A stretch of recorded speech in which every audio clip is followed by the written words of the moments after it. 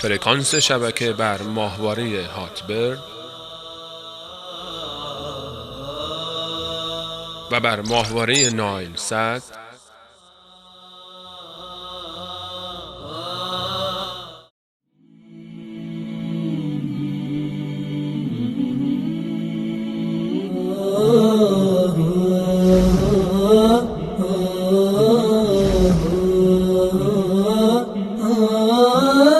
بسم الله الرحمن الرحيم. الحمد لله رب العالمين. قال العلامة حجة الإسلام أبو جعفر الوراق الطحاوي بمصر رحمه الله: هذا ذكر بيان عقيدة أهل السنة والجماعة على مذهب فقهاء الملة أبي حنيفة النعمان بن ثابت الكوفي، وأبي يوسف يعقوب بن إبراهيم الأنصاري، وأبي عبد الله محمد بن الحسن الشيباني رضوان الله عليهم أجمعين، وما يعتقدون في أصول الدين ويدينون به رب العالمين.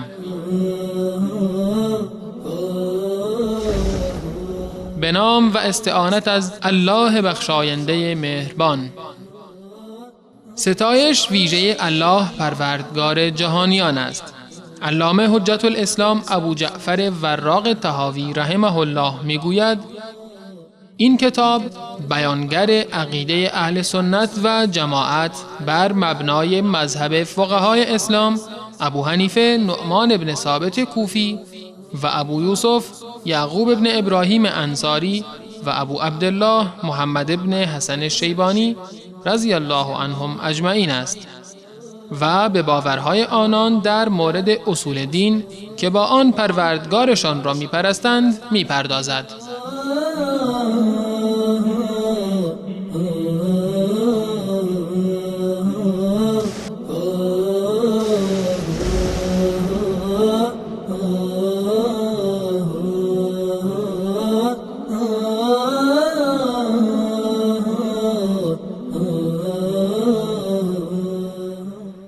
بسم الله الرحمن الرحیم و به نستعین و صلی الله علی نبینا محمد و علی آله و صحبه اجمعین. بینندگان عزیز و ارجمند، السلام علیکم و رحمت الله و برکاته. در جلسه قبل که خدمت شما بودم مطالبی رو درباره برخی از عبارات و متن عقیده طحاویه برای شما بیان کردم و به اینجا رسیدیم که امام طحاوی رحمت الله علیه فرمودند که ولا یکون الا ما یرید. در دنیا چیزی بدون از اراده خداوند متعال انجام نمیگیرد. هر آنچه در دنیا صورت میگیرد، چه ظاهراً به نفع ما هست یا به زیان ما هست، چه از دیدگاه ما خیر هست و یا این که شر هست، همه و همه بر اساس اراده خداوند متعال هست و بر اساس خاص خداوند متعال هست. زیرا که در ملک و پادشاهی خداوند متعال، در جهانی که تحت سیطره خداوند متعال هست و ملکوت الهی است، هیچ کاری بدون از اجازه و بدون از اراده خداوند متعال انجام نمیگیرد. و عرض کردیم که اراده خداوند متعال بر دو نوع هست. یک اراده شرعی و دینی هست که برمیگردد به اوامر خداوند متعال که به عنوان اوامر عبادی هست، کارهایی که به ما دستور داده که آنها را به عنوان عبادت و تقرب به خداوند متعال انجام بدهیم. و نوع دیگر از اراده کونی و قدری هست، برمیگردد به مشیت و خواست کلی خداوند متعال که در دنیا بدون از خواست او کاری انجام نمی شود. در ادامه می رسیم به این عبارت که امام طحاوی رحمت الله علیه می فرماید: لا تبلغه الاوهام ولا تدرکه الافهام. لا تبلغه الاوهام ولا تدرکه الافهام. اوهام جمع وهم هست به معنی حدس و گمان، یعنی این که خداوند متعال با حدس و گمان و با فکر انسانی قابل درک نیست. ما نمیتوانیم خداوند متعال را با فهم خودمان و با تخمین خودمان و با گمان خودمان خداوند متعال را دریابیم. ولا تدرکه الافهام، و به همان گونه که تخمین و ظن و گمان برای خداوند متعال، برای شناخت خداوند متعال کارگر نیست و ما را به جایی نمیرساند، به همچنین و به همین صورت فهم انسانی و عقل انسانی باز هم در این زمینه کارایی ندارد. ولا تدرکه الافهام، فهم انسان و عقل انسان هم خداوند متعال را درک نمی کند. نه وهم و گمان انسان و حدس و تخمین انسان به خداوند متعال می رسد و نه فکر انسان می تواند خداوند متعال را تصور و تجسم بکند. و این برمیگردد به این که ما معتقد به این هستیم که خداوند متعال همان گونه که در قرآن کریم بیان کرده که لیس کمثله شیء، مانند خداوند متعال هیچ چیز نیست. برای خداوند متعال مثل مانندی نیست، شبیهی نیست، هیچ چیزی دیگر نیست که ما بتوانیم خداوند متعال را بر اون قیاس بکنیم. پس بنابراین وقتی که خداوند متعال هیچ شبیهی ندارد، خداوند متعال هیچ همانندی ندارد، هیچ چیزی مانند خداوند متعال نیست، پس ما چگونه میتوانیم خداوند متعال را تجسم بکنیم؟ ما چگونه میتوانیم که برای خداوند متعال حدس و گمان بزنیم که خداوند متعال این گونه هست یا این گونه نیست؟ وقتی که فکر ما و دانش ما و علم ما در محدوده تجربیات ما هست، در محدوده دیده ها و شنیده های ما هست، چگونه ما میتوانیم خداوند متعال را تجسم بکنیم؟ به این خاطر هست که امام طحاوی رحمت الله علیه، امام اهل سنت و الجماعت میفرماید که لا تبلغه الاوهام، حدس و گمان به خداوند متعال نمیرسد. ولا تدرکه الافهام، عقل و فهم بشری هم نمیتواند خداوند متعال را درک بکند. حتی اگر به آن گونه‌ای که در روز قیامت اهل سنت و الجماعت معتقد هستند که مسلمانان و مؤمنان خداوند متعال را می‌بینند و ملاقات خواهند کرد بر اساس و به استناد آیات قرآن و احادیث رسول الله صلی الله علیه و سلم، اما هیچگاه دیدن خداوند متعال به معنی ادراک کامل خداوند متعال نیست. زیرا که خداوند متعال در قرآن می‌فرماید که لا تدرکه الابصار، بصر و دیده های انسان نمی‌توانند خداوند متعال را درک بکنند. خداوند متعال در این آیه نفرموده است که ابصار، دیده ها نمی‌توانند خداوند متعال را ببینند. دیدن و مشاهده کردن الله متعال یک چیز هست، یک مطلب هست، و ادراک خداوند متعال یک چیز دیگر هست. ما برگردیم به مخلوقات خداوند متعال. برخی از مخلوقات خداوند متعال چنان عظمتی دارند که انسان نمیتواند اونها را تصور بکند، نمیتواند اونها را درک بکند و ادراک بکند. مانند آسمانها، انسان هر چند بیندیشد و هر چند نگاه بکند نمیتواند ادراکی داشته باشد و اشرافی داشته باشد بر آسمانهای خداوند متعال یا بر عرش خداوند متعال که سقف تمامی آسمان هاست و مخلوق هست. انسان قاصر هست و ناتوان هست از این که مخلوقات خداوند متعال را با نگاه خودش ادراک بکند و کاملا دریابد. بس خداوند متعال اولاتر هست و بالاتر از این هست که ما بتوانیم با نگاه خودمان حتی خداوند متعال را ادراک بکنیم و کاملا خداوند متعال را تجسم بکنیم. و به این خاطر هست و به مستند این آیات هست که امام طحاوی می‌فرماید که لا تبلغه الاوهام ولا تدرکه الافهام. پس بنابراین وقتی خداوند متعال می‌فرماید که لیس کمثله شیء، مانند خداوند متعال هیچ چیز نیست، خداوند متعال مثل و مانندی ندارد، شبیهی ندارد، پس بنابراین انسان هم نباید در این زمینه خودش را خسته بکند، حدس و گمان بزند و فکر بکند که خداوند متعال چگونه هست. یا صفات خداوند متعال چگونه هستند.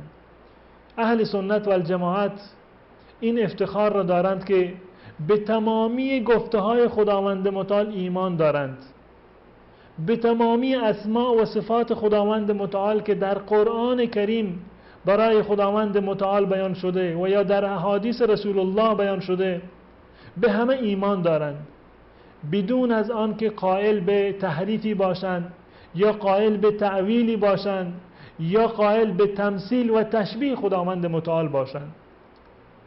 اسماء و صفات خداوند متعال را باور دارند همان گونه که در قرآن و حدیث آمده و هیچگاه خداوند متعال را به هیچ کدام از مخلوقاتش تشبیه نمی کنند و برای خداوند متعال هیچ مثل و مانندی را قائل نیستند.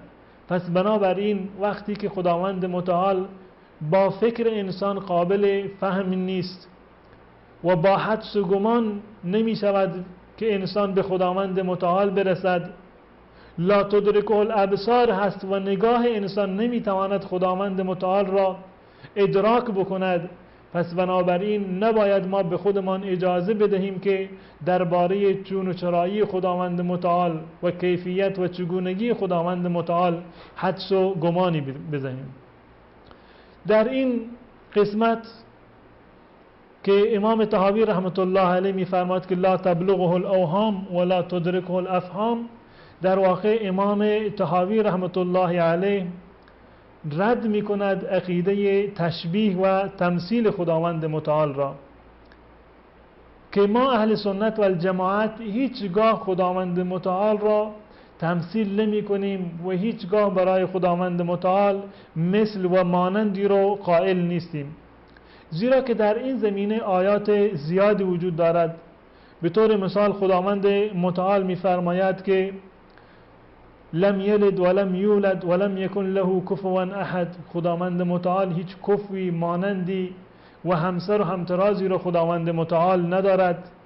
پس بنابراین هیچگاه نباید درباره خداوند متعال قائل به این باشیم که فلان چیز مثل خدا هست یا خداوند متعال مثل فلان چیز هست، یا اینکه صفات خداوند متعال را تشبیه بکنیم به صفات انسانها و صفات فرشتگان یا صفات مخلوقات دیگر. خداوند متعال در قرآن صفاتی را برای خودش بیان کرده و اعلام کرده. به طور مثال خداوند متعال می‌فرماید که الله لا اله الا هو الحي القيوم لا تأخذه سنة ولا نوم له ما في السماوات و ما في الارض.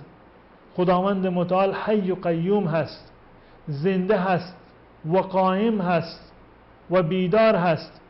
لا تأخذه سنة ولا نوم، خداوند متعال چنان بیدار هست و چنان زنده هست و چنان قیوم هست که حتی خداوند متعال دچار هیچ گونه چرتی و خواب‌آلودگی هم نخواهد شد و نمی شود. یا در جای دیگر می فرماید هو الله الذي لا اله الا هو الملك القدوس السلام المؤمن المهيمن العزيز الجبار المتكبر سبحان الله عما يشركون. بعد از این که خداوند متعال این صفات رو برای خودش بیان می کند، الله متعال الله بی همتایی هست، ملک هست، پادشاه هست، قدوس و پاک هست، سلام هست، مؤمن هست، مهیمن و عزیز و مقتدر و غالب هست. بعد از این همه صفات که بیان می کند در ادامه می فرماید که سبحان الله عما یشرکون، خداوند متعال پاک و منزه است از آنچه که مشرکان با خداوند متعال شریک می دانند. هو الله الخالق البارئ المصور له الاسماء الحسنى، خداوند متعال خالق و آفریدگار و پدید آورنده و به تصویر کشنده هست و الله متعال اسماء حسنایی رو دارد، نامه‌های زیادی رو دارد که ما مکلف هستیم که خداوند متعال را با آن نامه‌ها و با آن اسما خداوند متعال را فرا بخوانیم و دعا بکنیم. و به این خاطر هست که ما معتقد به این هستیم که در کنار این که الله متعال صفات زیادی را دارد، اسماء حسنایی را دارد خداوند متعال، اما هیچگاه متصف دانستن خداوند متعال به این صفات معنایش این نیست که ما قائل به این هستیم که خداوند متعال مثل و همانندی دارد. ما معتقد به این هستیم که الله متعال سمیع هست، بصیر هست، علیم هست، حلیم هست، قدیر هست، اما هیچگاه سمع خداوند متعال را، شنوایی و بینایی خداوند متعال را با سمع و بینایی هیچ کدام از مخلوقات و آفریدگان خداوند متعال تشبیه و تمثیل نمی کنیم. پس بنابراین عقیده اهل سنت و الجماعت این هست که لا تبلغه الاوهام ولا تدرکه الافهام. خداوند متعال در ذات خودش، در اسماء و صفات خودش، در ربوبیت و الوهیت خودش، در عظمت و کبریایی خودش بیگونه‌ای هست که حدس و گمان و ظن انسان به آنجا نمی رسد و فهم و درک انسان هم نمی تواند که بر خداوند متعال احاطه‌ای را داشته باشد. بعد از مشاهده کردن یک میان برنامه کوتاه انشاءالله می پردازیم به مطلبی دیگر در این زمینه که امام طحاوی رحمت الله علیه می فرماید که ولا یشبه الانام. از ابو هریره رضی الله عنه روایت شده که رسول الله صلی الله علیه و سلم فرمودند هر که ما را بفریبد از ما نیست. بله بینندگان عزیز و ارجمند، به این نقطه رسیدیم که امام طحاوی رحمت الله علیه در ادامه مطالب و بیان صفات و ویژگی های خداوند متعال می‌فرماید که ولا یشبه الانام، خداوند متعال شبیه انام یعنی انسانها نیست. یعنی این که خداوند متعال نه مثل و مانندی دارد و نه شبیه و همتایی دارد. ولا یشبه الانام، از دیدگاه ما خداوند متعال نه مثلی دارد، یعنی این که انسان نه مثل خداوند متعال هست و نه خداوند متعال شبیه انسانها و بندگان و مخلوقات هست. ولا یشبه الانام، و خداوند متعال و الله تبارک و تعالی شبیه به انام و مخلوقات و انسانها نیست. حضرت علامه ابوالعز حنفی رحمت الله علیه در شرح این نقطه و این جمله چنین می‌فرماید که هذا رد لقول المشبهه الذين يشبهون الخالق بالمخلوق. این جمله امام طحاوی در واقع ردی هست و تردیدی هست بر قول مشبهه. مشبهه کسانی هستند که خداوند متعال را تشبیه می‌کنند به مخلوقات. الذين يشبهون الخالق بالمخلوق، آنهایی که خالق را، آفریدگار را، خداوند متعال را به مخلوقات تشبیه می‌کنند، یا اینکه در ذات تشبیه می‌کنند یا در صفات، یعنی این که صفات خداوند متعال را مثل و مانند و شبیه صفات مخلوقات می‌دانند. میگوید قال الله عز وجل لیس کمثله شیء و هو السمیع البصیر. این در صورتی هست که خداوند متعال مثلیت را، همانند را و مشابهت را در میان خودش و در میان تمامی مخلوقات نفی کرده. باز هم انسان‌های گمراه و منحرفی هستند در روی زمین به عنوان مشبهه که خداوند متعال را تشبیه می‌کنند به برخی از مخلوقات و آفریدگانش. اما در اینجا یک نقطه بسیار مهمی را در اینجا اشاره می‌کند امام ابوالعز حنفی رحمت الله علیه، و اون این هست که هیچگاه نفی مشابهت به معنی نفی صفات نیست. نفی مشابهت و نفی مماثلت در میان خالق و مخلوق به معنی نفی صفات خداوند متعال نیست و هیچگاه نباید ما به بهانه این که خداوند متعال را مثل مخلوقات نمیدانیم، خداوند متعال را شبیه به انسانها نمیدانیم، ما نباید به این بهانه بعضی از صفات خداوند متعال را نفی بکنیم که خداوند متعال این صفات را ندارد. چرا؟ چون که انسان این صفات را دارد. نه، هیچگاه اثبات صفات را نباید ترک بکنیم، بلکه ما معتقد به این هستیم که الله متعال صفات و اسماء حسنایی را دارد و به بهانه نفی تشبیه نباید صفات خداوند متعال را ما نفی بکنیم، زیرا که خداوند متعال در همان آیه‌ای که تشبیه را نفی کرده و تمثیل را نفی کرده گفته که من شبیه و مثل و مانندی ندارم، در همان آیه خداوند متعال صفات را برای خودش اثبات کرده و می‌فرماید لیس کمثله شیء، نفی می‌کند مثلیت را و تشابه را نفی می‌کند و بعد از آن اثبات می‌کند که خداوند متعال سمیع و بصیر هست. پس بنابراین شما نمی‌توانید به بهانه نفی تشبیه خداوند متعال به مخلوقات یا برعکس یا به بهانه نفی تمثیل نمیتوانید صفات خداوند متعال را در واقع نفی بکنید. در اینجا میفرماید ولیس المراد نفی الصفات کما یقول اهل البدع، مراد از این آیه نفی صفات خداوند متعال نیست آنگونه که بسیاری از اهل بدعت و بدعتگرایان در واقع معتقد به آن هستند. و بعد از آن نقل قول می کند، یک عبارتی را از حضرت امام ابو حنیفه رحمت الله علیه نقل می کند که بسیار جالب هست. این عبارت در واقع یک معیار کلی هست برای شناخت صفات خداوند متعال. اگر این گفته حضرت امام ابو حنیفه رحمت الله علیه را ما مبنا قرار بدهیم در تمام صفات خداوند متعال، هیچگاه ما مرتکب و منجر نمی شود گفتار ما و عقیده ما به تشبیه خداوند متعال یا به تمثیل خداوند متعال. هیچگاه ما دیگه قائل به جسمانیت خداوند متعال نخواهیم بود که بعضی از انسانها گمان می کنند که هرگاه شما صفاتی را برای خداوند متعال اثبات بکنید این اثبات صفات به معنی اثبات جسمیت هست. این گونه نیست، بلکه اهل سنت و الجماعت در کنار این که تشبیه را نفی می کنند و مثل و مانند داشتن خداوند متعال را نمیپذیرند، در کنار این صفاتی را که خداوند متعال برای خودش بیان کرده آن صفات را کاملا قبول دارند و به آن اذعان میکنند. حضرت امام ابو حنیفه رحمت الله علیه در این باره چنین میفرماید در کتاب معروفی که ایشان دارند به نام الفقه الاکبر که یکی از کتاب‌های درسی و نصاب درسی مدارس اهل سنت و الجماعت هست.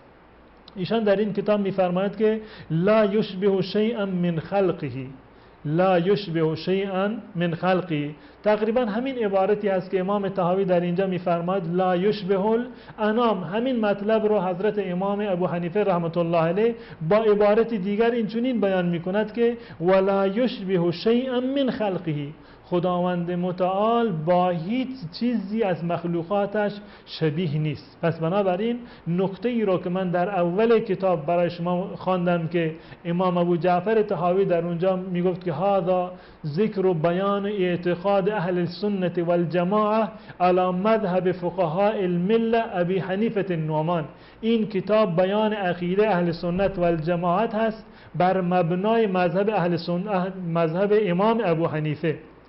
در اینجا میبینیم که همون چیزی را که امام ابو حنیفه در کتاب فقه اکبر آورده همون نقطه را دقیقاً امام طحاوی در اینجا آورده، منتها با تعبیر دیگر. و میفرماد ولا یشبه شیء من خلقه. ببینید عبارت امام ابو حنیفه رحمت الله علیه بسیار دقیق است. ابتدا میفرماد ولا یشبه شیئا من خلقه، خداوند متعال شبیه هیچ چیز از مخلوقات نیست. ولا یشبهه شیء من خلقه، و هیچ چیز از مخلوقات شبیه خداوند متعال نیست. یعنی این تشابه را، مثل و مانند بودن را حضرت امام ابو حنیفه رحمت الله علیه از دو طرف نفی می‌کند. نه خدا مثل مخلوقات هست و نه هم هیچ کدام از مخلوقات مثل خداوند متعال هست. و در ادامه می‌فرماید بعد از این و صفاته کلها خلاف صفات المخلوقین. بسیار جالب هست این نکته.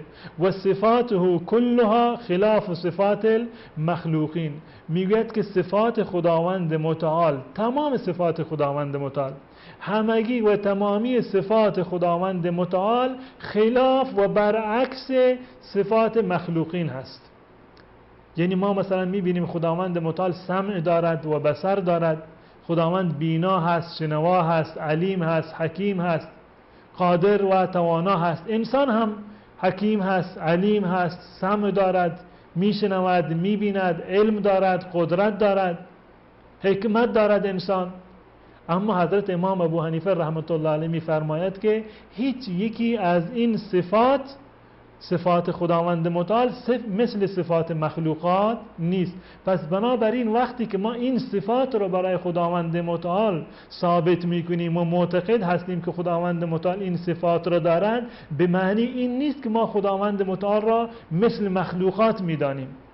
وقتی ما میگیم خداوند متعال سمیع هست، بصیر هست، علیم هست، خداوند متعال قدیر هست، یعنی که خداوند متعال راضی می شود، خداوند متعال خشمگین می شود، خداوند متعال دست دارد آنگونه که در قرآن آمده، خداوند متعال بر روی عرش هست آنگونه که در جاهای متعددی در قرآن آمده که ما در جای خودش به این مسائل خواهیم پرداخت. این هیچگاه به معنی این نیست که ما خداوند متعال را به مخلوقات آمدیم چیکار کردیم؟ تشبیه کردیم. یک نقطه کلی هست، یک معیار کلی من خدمت شما عرض بکنم.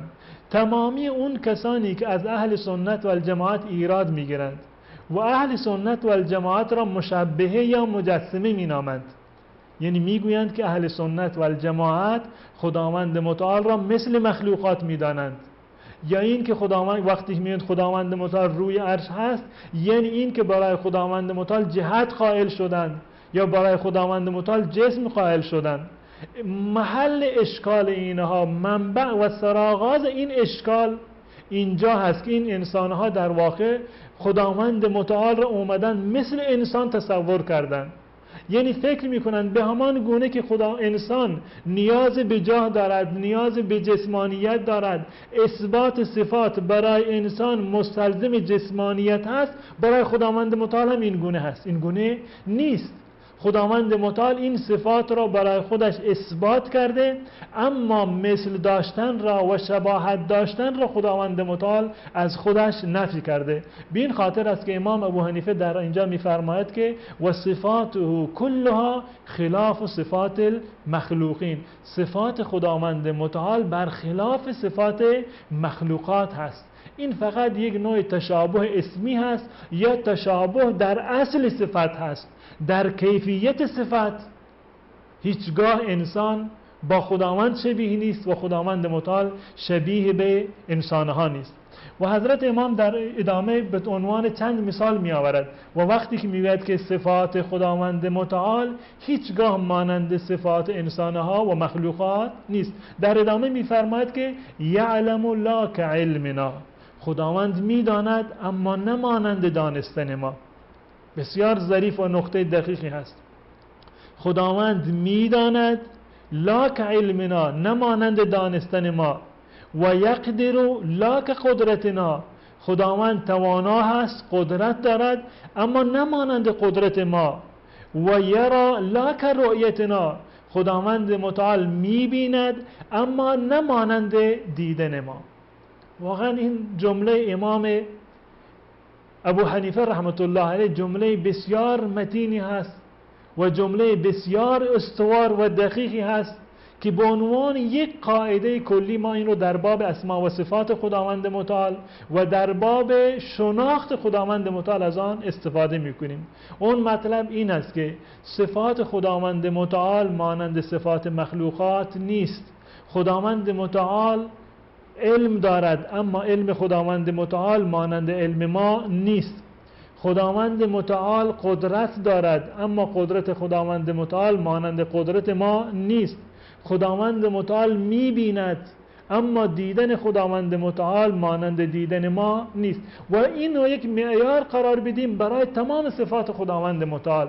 هر صفتی را که خداوند متعال در قرآن کریم برای خودش بیان کرده یا در حدیث رسول الله صلی الله علیه وسلم برای خداوند متعال آمده، ما این اعتقاد ما هست که این صفت را خداوند متعال دارد اما این صفت مانند صفات بقیه مخلوقات نیست. به همون گونه که امام ابو حنیفه رحمت الله علیه در اینجا بیان کرده که خداوند متعال علم دارد اما نمانند علم ما.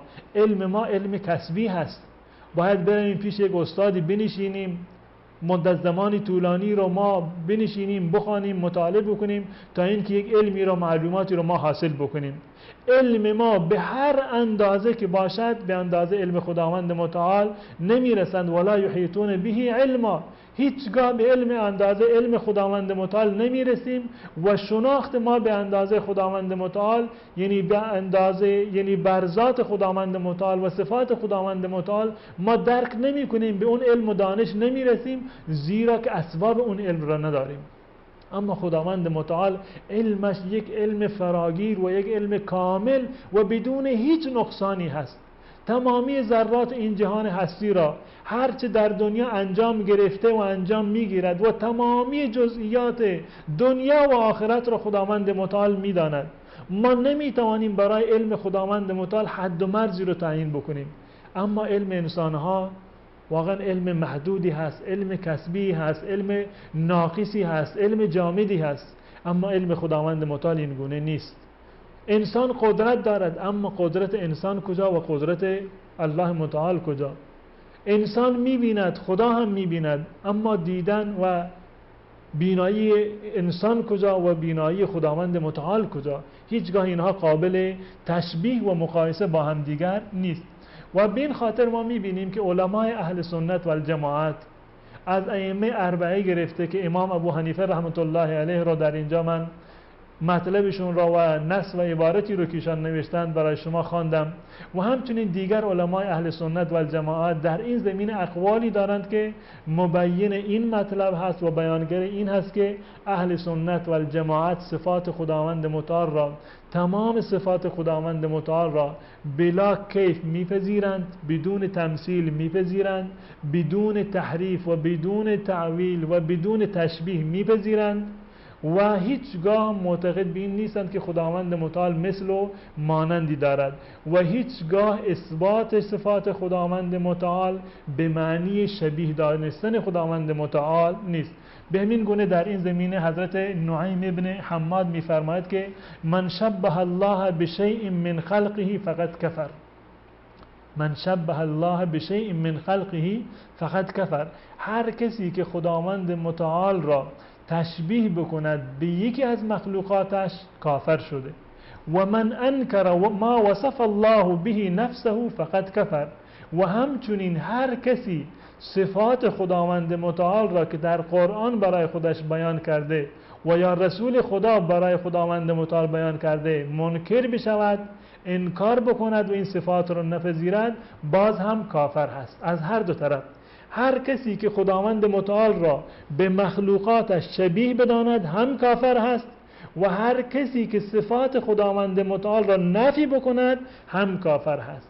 یعنی اعتقاد اهل سنت و الجماعت هم اثبات هست و هم نفی تشبیه. لیس کمثله شیء، نفی تشبیه میکنند و هو السمیع البصیر و اثبات میکنند صفات خداوند متعال را. و همچنین در این زمینه در ادامه میفرماید که ولیس فی ما وصف الله به نفسه ولا رسوله تشبیه. این قول نعیم ابن حماد هست. در ادامه ولیس فی ما وصف الله به نفسه و رسوله تشبیه.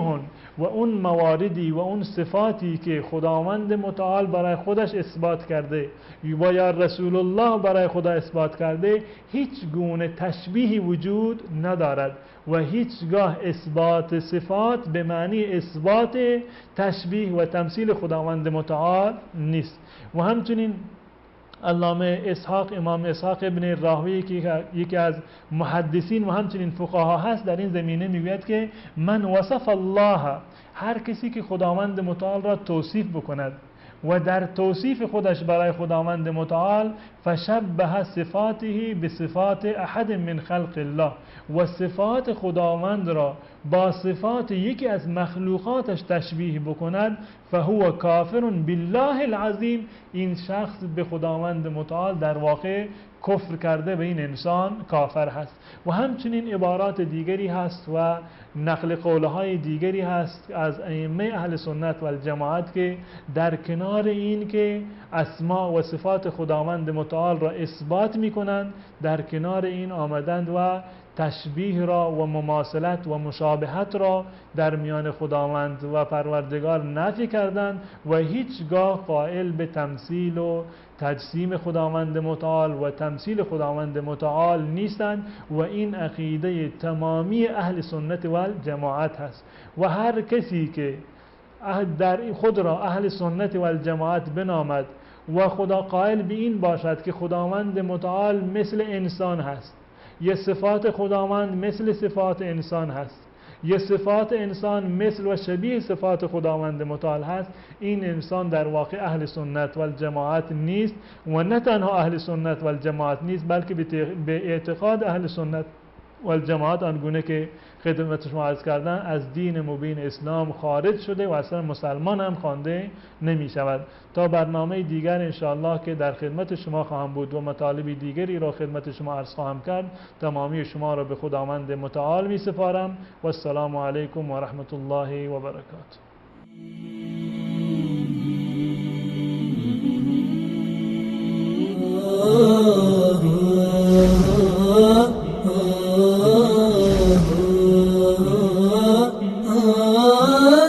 بسم الله الرحمن الرحيم. الحمد لله رب العالمين. قال العلامة حجة الإسلام أبو جعفر الوراق الطحاوي بمصر رحمه الله: هذا ذكر بيان عقيدة أهل السنة والجماعة على مذهب فقهاء الملة أبي حنيفة النعمان بن ثابت الكوفي وأبي يوسف يعقوب بن إبراهيم الأنصاري وأبي عبد الله محمد بن الحسن الشيباني رضوان الله عليهم أجمعين، وما يعتقدون في أصول الدين ويدينون به رب العالمين.